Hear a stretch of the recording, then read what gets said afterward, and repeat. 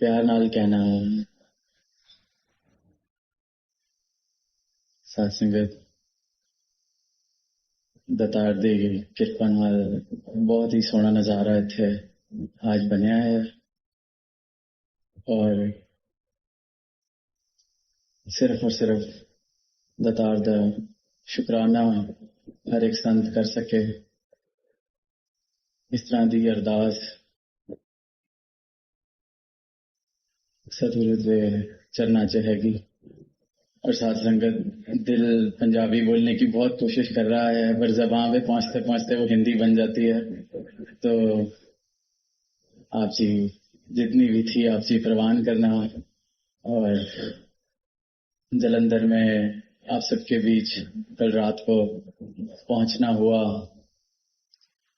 और भरपूर प्यार भरपूर आनंद कल भवन पर जो नजारा बना और आज यहाँ भी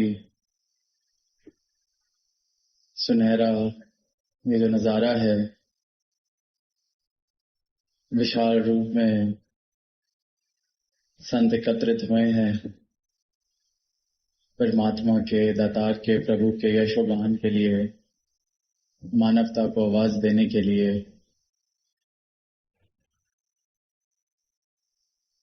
कि सही मायनों में मानव जीवन सुंदर बनाया जा सकता है। तो सुबह बरसात का भी जिक्र किया गया कि कितनी तेज बारिश हुई और फिर मन में यही ख्याल आ रहे थे कि कई समय से कहा जा रहा था कि बहुत समय हो गया है जलंधर में समागम हुए और अब जब समागम हुआ तो दो बारी तैयारी करने का अवसर सबको मिला। और कैसे फोटोज और वीडियोस देखे कि किस प्रकार इस स्थान में ग्राउंड में पानी कैसे इकट्ठा हुआ था। सारे टेंट पूरी तैयारी जो रात को थी सब एक बार फिर से शायद पहले से भी ज्यादा उस रूप में मेहनत करी सबने सेवा वाले भावों से। पर वही जो भाव है कि कहीं दुनिया में अगर कोई कार्य करने के बाद दोबारा करना पड़ जाता है घर पे छोटी सी सफाई की और वहां पे कोई दोबारा गंदगी फैला देता है तो मन एकदम से कालगी में आ जाता है कि देख के नहीं चल सकते। वहां भी अभी सफाई की थी चाहे अपना बच्चा ही फिर गंदगी कर देता है क्योंकि वो संसार में जब जाते हैं संसार वाले भाव। पर यहाँ देखते हैं कि 2 या 3 बार इतने विशाल रूप को भी दोबारा सजाना पड़ जाए तो शुक्राने वाले भाव कि दोबारा सेवा मिल गई एक बार और सेवा का अवसर मिल गया। तो ये जो दृष्टि का फर्क है संसार वाली दृष्टि और भक्तों वाली दृष्टि सारा का सारा फर्क ही मेरे जीवन में सदगुरु के होने से और ना होने से जीवन किस प्रकार से बदलता है। एक चाहे छोटी सी बात है पर इस छोटी सी बात में सारे का सारा सार है कि वहां छोटा सा एक कमरा साफ करना संसार में और वहां पे कोई दोबारा गंदे कोई जूते या चप्पल पहन के दोबारा चल पड़े या बच्चे अपने खिलौने दोबारा फैला दें। तो वहां मेरे मन के जो भाव हैं और यहाँ जो मेरे मन के भाव हैं तो जो यहाँ मेरे मन के भाव इस परमात्मा का शुक्र कर रहे हैं जो सदगुरु चाह रहे हैं कि एक एक भक्त का जीवन इस प्रकार बन सके कि निरंकार से परमात्मा से प्रभु से इस प्रकार से लिव जुड़ी हो कि जब मैं इस वातावरण में हूँ जब संतों के बीच में हूँ जब सेवा का ये अवसर मुझे मिल रहा है यहाँ जो मेरे भाव हैं वो मेरे पूरे जीवन के हर पहलू में भी वही भाव अगर बन जाए घर में भी वही भाव बन जाए संसार में भी वही भाव बन जाए। जैसे सदगुरु माता जी अक्सर ये बात कहते हैं कि भक्त कोई चंद घंटों का या चंद पलों का भक्त नहीं है। सिर्फ ये नहीं कि सत्संग के उन घड़ी 2 घड़ी घंटा 2 घंटा जो भी सत्संग का समय है भक्त वहां तक का भक्त नहीं है। वो तो हम खुद को निखारने, वो जो बचपन से सुनते आए हैं कि शीशे पे जो मैल जम गई है उसको साफ करने आते हैं, ताकि फिर जब पूरे दिन, पूरी जिंदगी जो साथ साथ संसार में भी विचरना है, वो साफ शीशे के साथ ही विचरा जाए, इस परमात्मा के एहसास में ही व्यतीत हो। तो जहाँ सुंदर नजारों की बात की जाती है, पीछे मसूरी में भी कुछ समय बिताने का अवसर मिला, और भी कहीं ना कहीं खूबसूरती जो एक संसारिक दृष्टि की बात की जाती है, अनेकों ऐसे स्थान हैं, अनेकों ऐसे दृश्य हैं जिनको सुंदर कहा जा सकता है। ऐसे कितने प्रयास किए जाते हैं इंसान सुंदर दिख सके। वो कोशिश करता है कि सुनहरे से सुनहरे, साफ से साफ वस्त्र पहने, सोना चांदी आभूषणों से अपना श्रृंगार करे। कितने ऐसे प्रयास करता है इंसान सुंदर दिख सके, पर जो सही मायनों में सुंदरता है, सही मायनों में जिस सुंदरता से वाकई में सारे का सारा वातावरण सुंदर हो जाता है, वो मन की सुंदरता है। मन अगर साफ है तो वस्त्र कितने ही साफ हैं या नहीं है वो ज्यादा मायने नहीं रखते। और वस्त्र बिल्कुल चमक रहे हों, सोने चांदी से शरीर लदा हुआ हो, पर मन में मैल है, मन में वैर है, मन में ईर्ष्या है, मन में घृणा है, मन में बड़े छोटे का भाव है, मन में अपने से ऊंचे वाले को गिराने का और जो नीचे है उसको दबाने का भाव है, तो हरगिज सुंदर वातावरण, सुंदर जीवन, सुंदर मन इसे नहीं कहा जा सकता है। और अगर किसी सुंदरता को विशेषता दी जाती है तो वो सिर्फ इस मन की सुंदरता को, क्योंकि मेरे आसपास सुनहरे से सुनहरे अरेंजमेंट्स कर दिए जाएं, सुनहरे से सुनहरा सब कुछ हो, महलों में कोई रह ले, बड़ी से बड़ी गाड़ियां चला ले, महंगे से महंगा सोना चांदी हीरा जो भी उसके पास हो, पर वो सुंदर तब तक नहीं कहलाया जा सकता क्योंकि मन के भाव अगर सुंदर नहीं है तो। और यही एक आवाज संत देते आए हैं और हर एक मानव को दे रहे हैं कि इस मन की सुंदरता को एक मौका देके दिया जाए, मन को साफ करके देखा जाए, इसमें इस परमात्मा को बसा के देखा जाए, और फिर जीवन की दिशा और दशा किस प्रकार बदलती है। परमात्मा किसी और के लिए नहीं, अपने खुद के जीवन का सफर, अपने खुद के जीवन को मंजिल मकसूद तक पहुंचाने के लिए ये प्रेरणा, ये आवाज दी जाती है कि रब के दर्शन कर लीजिए, जिसकी भक्ति, जिसकी पूजा कर रहे हैं उसको जान लीजिए, और फिर श्वास श्वास में एक परमात्मा को अपने बसा लीजिए, और फिर ये जीवन वाकई ही जीने लायक बनता है। पर जो संसार है, संसार की अपनी नजर है, और संसार का प्रभाव जहाँ पे हावी होता है, वहां फिर इस प्रकार से जीवन का मूल लगाया जाता है कि कितनी प्राप्ति किसने की है, कितने ऊंचे ओहदे पे कोई बैठा है। परमात्मा का जिक्र, परमात्मा का प्राप्त हो जाना, इस बात को इतना महत्व फिर नहीं दिया जाता, क्योंकि संसार की दृष्टि से या संसार के नियमों से जीने लायक जीवन वो है जिसने कम से कम इतनी दौलत तो कमा ली हो, कम से कम इतने लोगों पर तो उसका रौब हो, कम से कम इतना ओहदा तो हो कि जहां जाए वहां उसको लोग पहचाने। ये संसार के पैमाने हैं। और इन पैमानों को पूरा करते करते अधिकतर दुनिया इन्हीं पैमानों के आधार पर अपने जीवन का मूल लगा रही है कि संसार की कौन सी सीढ़ी में चढ़ चुका हूं, संसार के कौन से पद पर मैं खड़ा हूं और कितनी सीढ़ियां मुझे और चढ़नी है। और ये जो संसार की सीढ़ी है ये कभी खत्म नहीं होती। जितने भी इस सीढ़ी पे जितने भी कदम चढ़ लिए जाएं, आगे उससे भी बड़ी सीढ़ी और इंतजार कर रही है। चाहे बिल्कुल जमीन से शुरुआत करी, अब मुझे लगता है मैं आसमान तक पहुंच गया हूं। और जितना सफर मैं संसार की सीढ़ी का कर चुका हूं उससे कहीं ज्यादा अभी और दिखाई देने लगती है कि अभी तो ये भी करना बाकी है, अभी तो वो भी रह गया है, अभी तो मुझसे आगे इतनी दुनिया है। और दास अक्सर एक बात कहता है, ये सीढ़ी पर चढ़ना भी मुबारक है। ये जीवन मिला है तो साथ में ये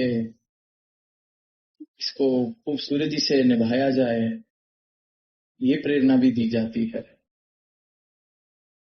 पर अनासक्त आसक्ति के भावों से, एक पागलपन के साथ नहीं कि मेरे जीवन की सारी वैल्यू, मेरे जीवन की सारी मूल पहचान सिर्फ इस बात से है कि मैं सीढ़ी के कौन से पद पर हूं। ब्रह्म ज्ञानी संत भी इस संसार में विचर रहे हैं, सारे कार्य भी कर रहे हैं, अनेकों ऐसे ओहदे, अनेकों ऐसी शौहरतें कमा रहे हैं। पर जो जीवन का मूल है वो इनसे बिल्कुल भी इस बात का कोई तालमेल या लेना देना नहीं। जीवन का मूल तो इस बात से है कि मैं अपने मूल को पहचान चुका हूं कि नहीं। मेरे जीवन में ये सत्य है, ये दातार, ये परमात्मा आ चुका है कि नहीं। मेरे मन से वैर नफरत ईर्ष्या की दीवारें गिर चुकी हैं कि नहीं। तो वो एक संसार वाली दृष्टि और एक भक्त वाली दृष्टि, और भक्त को ये दृष्टि सदगुरु के चरणों से, सदगुरु के ब्रह्म ज्ञान को प्राप्त करने के बाद मिलती है। तो वो जो पंक्तियां अवतार बानी की के गुरसिक गुरदी अख नाल वेखे, गुरदे कन नाल सुनदा है। गुरसिक की पहचान ही यही है कि संसार में विचर रहा है पर आंख उसके पास जो उसके सदगुरु ने बख्शी है वो वाली, कान उसके पास जो सदगुरु के ज्ञान ने बख्शे हैं वो वाले। खाना पीना उड़ना बहना सब सिखाया मुर्शद ने। जी तो पहले भी रहे थे, खा भी रहे थे, उठ भी रहे थे, पी भी रहे थे, सब कुछ कर रहे थे। फिर भी गुरसिक कह रहा है कि सब सिखाया मुर्शद ने, क्योंकि पहले बेखबरी में ये सारी चीजें हो रही थी। सत्य से बेखबर कि कितनी बेशुमार दौलत जिसका कोई मूल नहीं लगाया जा सकता हर पल मेरे अंग संग है, पर मैं बेखबर खा रहा हूं, पी रहा हूं, सब कुछ कर रहा हूं। और मुर्शद जीवन में आए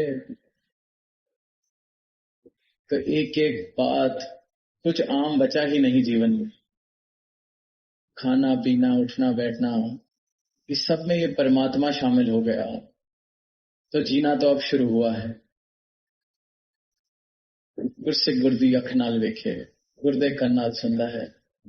फिर वो संसार के पैमानों से अपने जीवन का या किसी और के जीवन का मूल नहीं डालता। किसी को देख के उसके दिल में ये भाव नहीं आते कि कौन सी गाड़ी से उतरा है, कौन सा जूता पहना है, कितने महंगे कपड़े इसने पहने हैं, तो मैं इसका सत्कार करूं या नहीं करूं। क्योंकि गुरु की आंख तो समदृष्टि, सबको सम करके बराबर है। सब में इस परमात्मा के दर्शन अगर मेरी आंखें कर रही हैं तो मतलब मैं गुरु की आंख से देख रहा हूं। अभी भी फर्क कर रही हैं तो अपनी आंख, मेरी आंख, मेरी मैं। अगर किसी की बात सुनता हूं, कोई मुझसे अमीर है तो मैं झुककर सुनता हूँ, कोई मुझसे ऊंचे ओहदे पर है तो मैं झुककर सुनता हूँ, और कोई संसार की दृष्टि से मुझे लगता है कि मेरे बराबर का नहीं तो उसकी बात पे मैं तवज्जो भी नहीं देता, तो फिर मैं अपने कानों से सुन रहा हूँ। गुरसिक गुरदी अखनाल विखे, गुर्दे कन्नाल सुनता है। ये बातें अभी फिर गुरसिक के ऊपर के लिए कही गई हैं। मेरा जीवन अभी गुरसिक वाला नहीं हुआ जब तक मेरे अंदर मेरी मैं है। कल रास्ते में आ रहे थे तो मन में भाव आए कि जलंधर जा रहे हैं, तो ये अंदर जो अपनी मैं है इसको जलाना पड़ेगा। जलंधर इसको जलाना पड़ेगा, तब जाके गुरसिक वाला जीवन मुझे प्राप्त होगा। पहले प्रण में ही जो बात कही है, तन मन धन परमात्मा का बख्शा हुआ है, इसे परमात्मा का ही समझना है। तो पहले प्रण में ही याद दिला दिया है कि सब बुलेखे भ्रम, मैं, अहंकार, इसको जलाना पड़ेगा, खत्म करना पड़ेगा, अपनी होंद को छोड़ना पड़ेगा। गुरसिक गुरदी अखनाल वेखे, अपनी आंख को जब मैं छोड़ूंगा तो गुरु की आंख तो तैयार ही बैठी है, गुरु ने तो उसी पल मुझे दे दी, पर अपनी आंख वैर ईर्षा नफरत वाली आंख, ऊंचा कुल नीचा कुल वाली आंख, जात पात को अभी तक देखने वाली आंख, अगर अभी तक इस आंख से मैं देख रहा हूं और सोच रहा हूं कि मैं परमात्मा को पा चुका हूं, तो ये तो कसौटी पर खरा नहीं उतर रहा। फिर अगर जो गुरसिक वाली कसौटी मिली है, मैं कहने को कह दूं कि मैं संत हूं, गुरसिक हूं, तो कसौटी पर मैं खरा नहीं उतर रहा, क्योंकि गुरसिक गुरदी अखनाल वेखे, गुरदे करनाल सुनदा है। गुरसिक ज्ञान सरोवर विचों हीरे मोती चुंदा है। सदगुरु ने ब्रह्म ज्ञान देके ज्ञान सरोवर अंग संग दिखा दिया, संतों का संग दे दिया, सेवा सिमरन सत्संग से मेरा जीवन बेशुमार कर दिया। अब हीरे मोती चुनना मेरी अपनी वो जर्नी, मेरी अपनी वो यात्रा। पर ज्ञान सरोवर होने के बावजूद भी मैं फिर हीरे मोती ना उठाकर संसार के ही कंकड़ पत्थर उठा रहा हूं।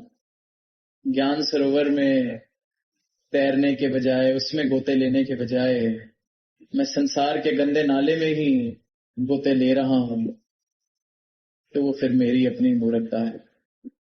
पहले तो कहा जा सकता था, पता ही नहीं था कि ज्ञान सरोवर जैसा भी कुछ है, तो उसके लिए तो फिर वो संसार का नाला ही सब कुछ है ऐसे इंसान के लिए जिसे ज्ञान सरोवर के बारे में मालूम नहीं है, वाकिफ नहीं है।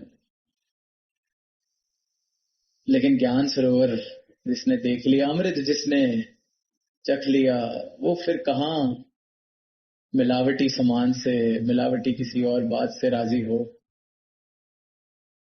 तो ये जो भाव है, ये कसौटी सदगुरु ने बताई।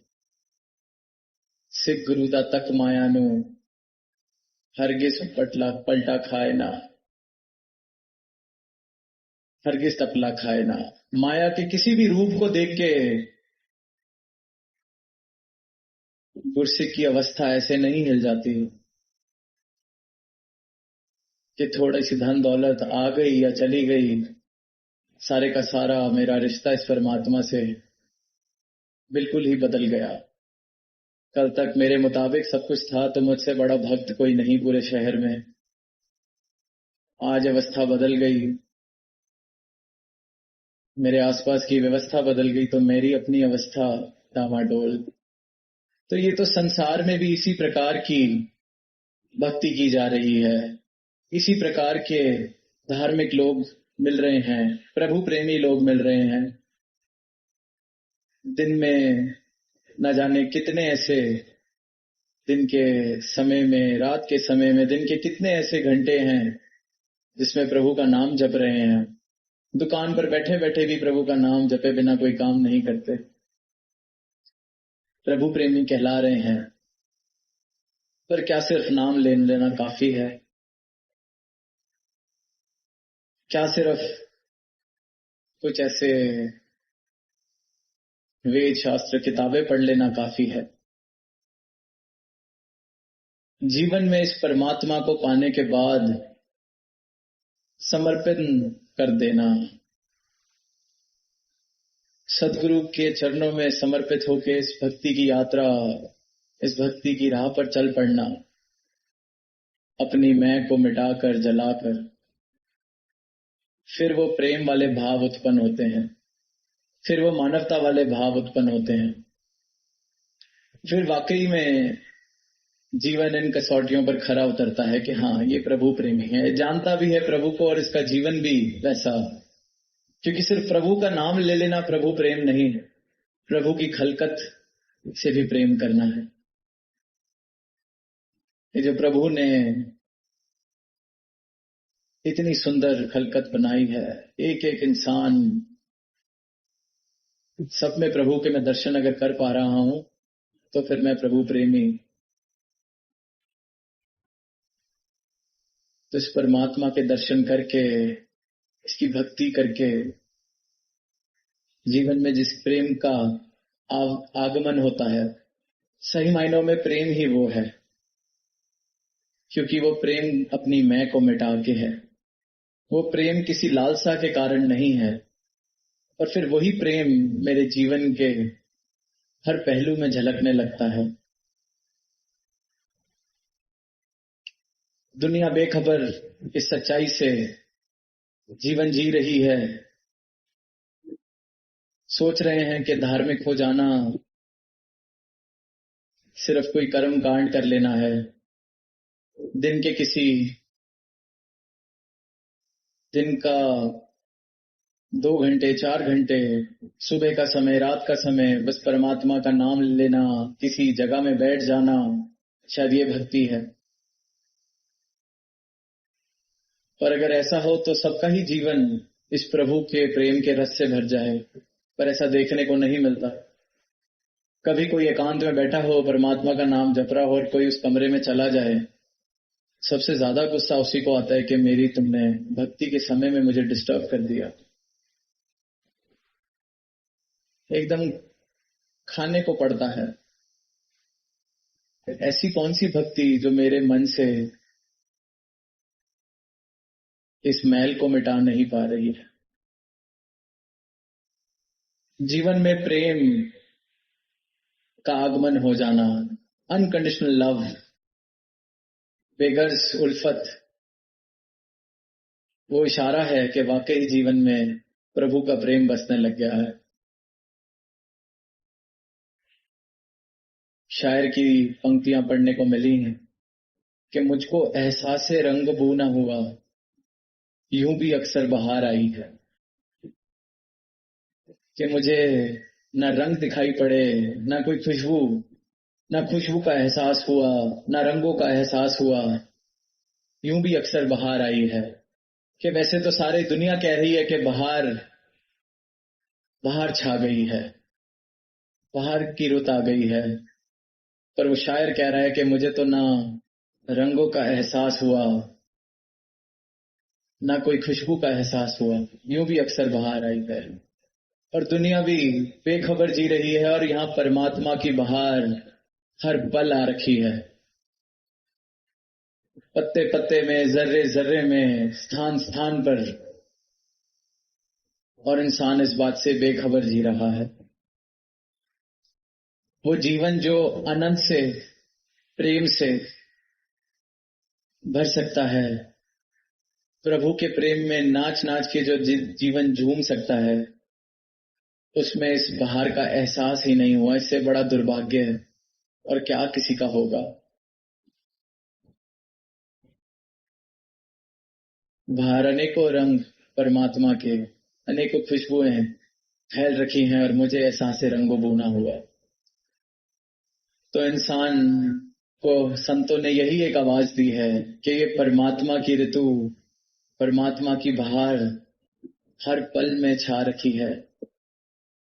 वो जो पंक्तियां सुनते हैं कि जब जागो तभी सवेरा, ये परमात्मा का सूरज तो हर पल चढ़ा हुआ है, हर पल।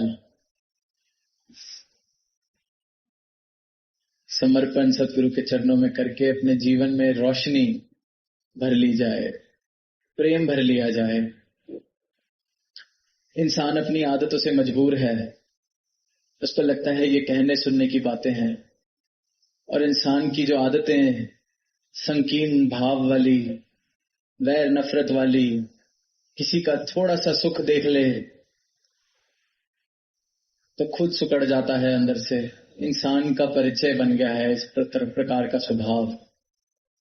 और ऐसा ही इंसान इसलिए ही होता जा रहा है क्योंकि बाहर हर जगह बाहर छा रखी है इस परमात्मा की, पर इंसान को एहसास रंगबू ही नहीं है, बेखबर है। गफलत की नींद इसे ही कहा जाता है कि सोते सोते जीवन बता दिया। जीवन मिला था इसको एक उत्सव की तरह जीने के लिए, सेलिब्रेशन की तरह जीने के लिए, प्यार से, उल्फत से मानव मानव के लिए जी सके, प्रेम वाले भावों से जी सके। और वहां ईर्ष्या वैर निंदा के भावों से जीकर परमात्मा से इंसान कह बैठता है कि ये क्या जीवन दिया है, जीने का फायदा ही क्या है।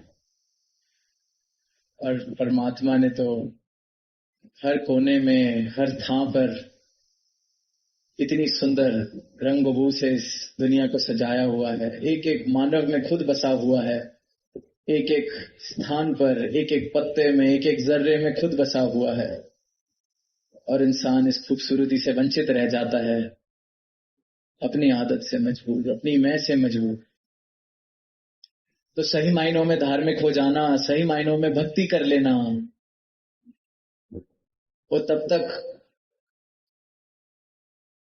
सही मायनों में नहीं कहलाया जा सकता जब तक अंदर मेरे परिवर्तन, अंदर मेरी दुनिया, अंदर मेरा जीवन, अपना मेरा संसार बदलना अगर शुरू नहीं होता। बाबा जी एक मिसाल के रूप में कहते थे कि लोमड़ी खाद बदलती है पर आदतें नहीं बदलती। तो ऊपरी ऊपरी बदलाव भक्ति का नाम नहीं है।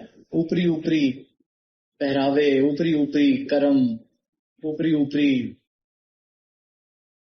मेरा जीवन भक्ति का कोई प्रमाण नहीं है। भक्ति मेरे अंदर एक क्रांति लेके आती है, और वो क्रांति किसी दुनिया के साथ नहीं, मेरे अपने साथ। मेरा जीवन जो मेरी मैं से संचालित हुआ करता था, वो परमात्मा उस स्थान पर बैठ जाता है। ये क्रांति भक्ति से आती है, ये क्रांति ब्रह्म ज्ञान से आती है,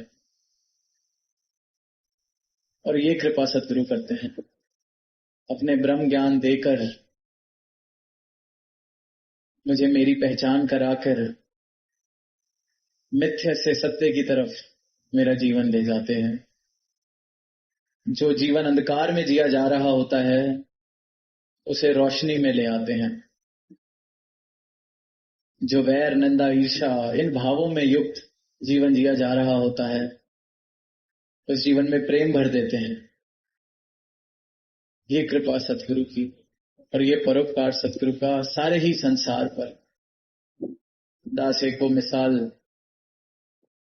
दो प्रकार के फूलों की भी देता है कि कागज का फूल है और एक असली फूल है। देखने में दूर से दोनों सेम लग सकते हैं, शायद अलग अलग रंगों का बनाया जा सकता है कागज के फूल को, जितनी मर्जी डेकोरेशन में उसको यूज कर लिया जाए, पर वो ऊपर ऊपर का सजावट है। भक्त कागज के फूल नहीं हुआ करते, वो असली फूल हैं। दुनिया में जो इंसान सोच रहे हैं कि वो धार्मिक हैं, प्रभु प्रेमी हैं, उनको कागज का फूल कहलाया जा सकता है, क्योंकि प्रभु का पता नहीं, जीवन में प्रेम नहीं, मानव के लिए प्रेम नहीं, दिल में अपने घर के चार बंदों से प्रेम नहीं। ऊपर ऊपर से नाम ले लेना, ऊपर ऊपर से कोई कर्म कर देना, ये तो फिर वो कागज के फूल वाला जीवन है। दिखने में तो ठीक है, पर ना कोमलता है, ना खुशबू है, ना जीवन है। मरे हुए मुर्दा, कागज का फूल जीवित नहीं होता। और इसी प्रकार जिसके जीवन में ये प्रभु का प्रेम नहीं बसा, प्रेम नहीं बसा, वो जीवित नहीं कहलाया जा सकता। लिखा भी गया है कि मृतक कहिए नानका, प्रीत नहीं भगवंत। मृतक ही समझा जाए ऐसे जीवन को, क्योंकि जीवन जिया हुआ ही तब कहा जाए जब उसमें प्रेम हो, मानवीय गुण हो, और प्रेम से ही उत्पन्न है बाकी सारे गुण भी। तो जिस जीवन में प्रेम नहीं आया, जिसने प्रेम का रस नहीं चखा, उसने फिर कुछ भी प्राप्ति नहीं की। संसारिक दृष्टि से जरूर कहा जा सकता है कि उसने ये प्राप्त कर लिया, वो प्राप्त कर लिया, पर अंदर से रूखा सूखा मुर्दा जीवन ही जी के चला जाए।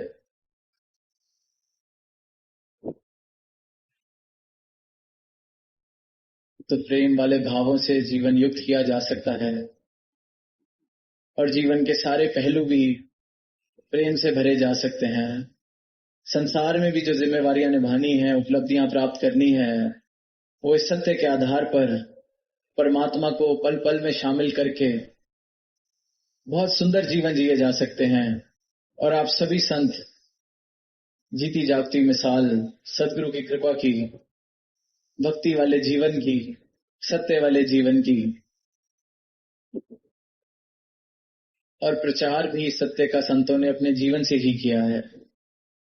बातों का कोई मोल नहीं रह जाता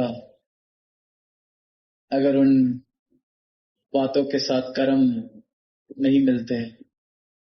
बातों के साथ अगर मनोवस्था नहीं मेल खाती, कोई मोल नहीं रह जाता। बातें तो हर कोई इंसान कहीं भी देख लें, दुनिया में बड़ी से बड़ी कर सकता है, बड़े से बड़े तरीकों से, न जाने कितनी किताबी ऐसी रेफरेंसेस देके, कितने उच्चारण करके बातें तो बहुत की जा सकती हैं, करी भी जा रही हैं, पर मोल नहीं रह जाता उन बातों का अगर मनोवस्था कर्म से वो मेल ना खाए। तो दातार से यही अरदास है कि ये जो ब्रह्म ज्ञान की प्राप्ति एक एक संत के जीवन में हुई है, तो वो सही मायनों में जीवन में वो परिवर्तन, वो जो कागज के फूल वाली हमारी अवस्था थी, सदगुरु के आने के बाद हमें जीवित हो गए, ये जीवन जीवित हो गया। वो कागज का फूल असली फूल बन गया। ये कृपा है सदगुरु की। कितनी ऐसी मिसालें सुनते हैं कि मुर्दे में जान डाल देता है सतगुरु। कितनी ऐसी हमने अनेकों अनेकों ऐसे टेक्स्ट पढ़े हैं जहां पे ऐसी मिसालें हैं। हम सबके साथ भी यही किया है सदगुरु ने। हम सबका जीवन मृतक वाला जीवन है, मुर्दे वाला जीवन। एक एक मुर्दे में अपने ब्रह्म ज्ञान से जीवन भरा है सदगुरु ने। हम सब जीती जागती मिसाल हैं, प्रमाण है उस मिसाल के कि मुर्दे को जीवित करता है सदगुरु। मुर्शद ने मुर्जे को जीवित करके जीवन दान दे दिया। तो हम भी वो मुर्दा जीवन बिना प्रेम के जी रहे थे, मैं मेरी के भावों से, संसार की आंख से जो जीवन जी रहे थे। सदगुरु ने ब्रह्म ज्ञान दे के इसमें जो प्रेम भरा, प्रभु का प्रेम भरा, प्रेमा भक्ति भरी, तो मेरा कागज का फूल जैसा जीवन एक असली फूल बन गया। कोमलता आ गई, खुशबू आ गई, जीवन आ गया, प्रेम आ गया। तो वो पंक्तियां भी कि जिन्ना प्रेम ना किता, तो वे जहानन मारी हूं। जिन्ना प्रेम ना खरीदा, ये प्रेम का सौदा जिसने नहीं किया, प्रेम का व्यापार व्यवहार जिसने नहीं किया, तो हे जहानन मारी हूं। दोनों ही जहान बेकार गए उसके, जिन्ना प्रेम खरीद न किता, दोहे जहान अनमारी हो। ये जहान जो मिला है, इसकी तो कोई कीमत डाल नहीं सके। प्रेम अगर नहीं आया, ये तो जो जीवन बन सकता था सुनहरा, इसको तो सुनहरा बना नहीं पाए। और जब ये सुनहरा जीवन नहीं बना, इसमें प्रेम प्रभु का नहीं आया, परमात्मा का नहीं आया, इसमें प्रभु के बंदे से प्रेम नहीं कर पाए, तो फिर तो कहां किसी और जहान में कीमत डलनी है इस जीवन की।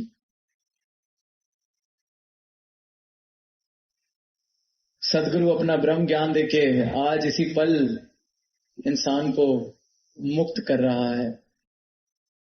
एक एक संत को आज इसी पल मुक्त किया है। अब मुक्त रहना है या फिर बंदिश वाला जीवन जीना है, ये चुनाव हर पल हमारा है।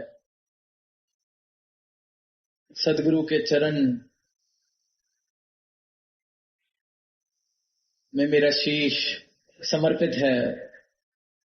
मेरे मन में परमात्मा बसा हुआ है। मेरे मन में पल पल में इस सत्य का एहसास है, तो मैं हर पल में मुक्त हूं। और अगर वही संसार वाली दृष्टि, संसार वाली नजर, ज्ञान सरोवर में गोते खाने के बजाय मैं फिर वो संसार के गंदे नाले में गोते खा रहा हूं, तो फिर मैं उस पल में मुक्त नहीं। मुक्ति के द्वार तक सदगुरु मुझे ले आया, फिर भी मैं उस चौखट को पार ना कर पाऊं। तो दातार से यही अरदास है कि ये जो ब्रह्म ज्ञान की दात इतने सहज में आज भी आवाज दी जा रही है कि ब्रह्म ज्ञान प्राप्त किया जा सकता है, तो इतनी सहज आवाज को सुनकर कहीं मन में ये बुलेखा ना आ जाए कि कोई आम सी ही बात है। ये वो दात है जिसके लिए ना जाने कितनी तपस्या, कितने त्याग,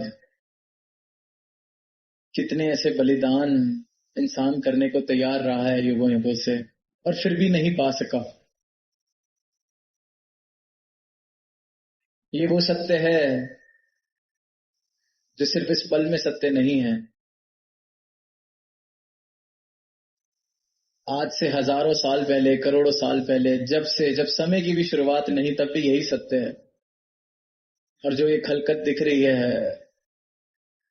जब इसने भी नहीं रहना, तब भी यही सत्य है। ये उस सत्य की पहचान है। ये परमात्मा जिसको मैं दूर समझा बैठा हूं, जिसको आवाज दे रहा हूं, ये उस परमात्मा की पहचान है। और ये पहचान कोई इंसान नहीं करा रहा, ये परमात्मा खुद साकार बनकर इस धरा पर आया है और वो ये पहचान करवा रहा है। तो इतनी सहज इस आवाज को सुनकर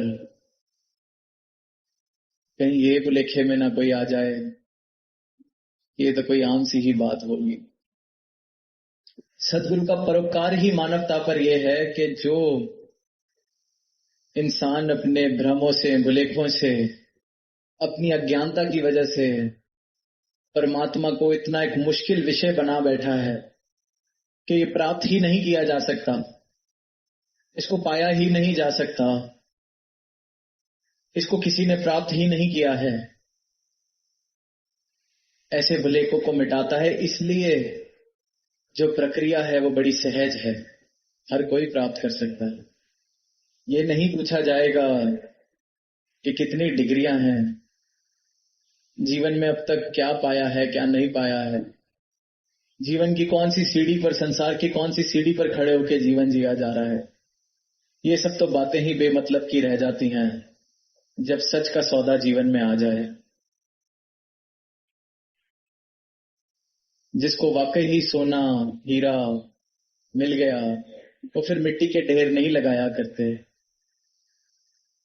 तो जिसको वाकई ही जीवन में परमात्मा मिल गया, ये दात जीवन में इस प्रकार बस गई, रोम रोम में ये बस गया हर पल में इसका एहसास बस गया। फिर वो संसार की उपलब्धियों के मिट्टी के ढेरे, वो मिट्टी के हैं, चाहे एक हैं चाहे अनेक हैं, कीमत वो मिट्टी वाली ही। फिर मेरे जीवन का मूल इस बात से नहीं डलेगा। वो राजा जनक वाली अवस्था है कि महल हैं पर वो अब कोई मायने नहीं रखते। उसी पल गुरु अष्टावक्र को दे दिए कि अब इसमें मैं रह के क्या करूं।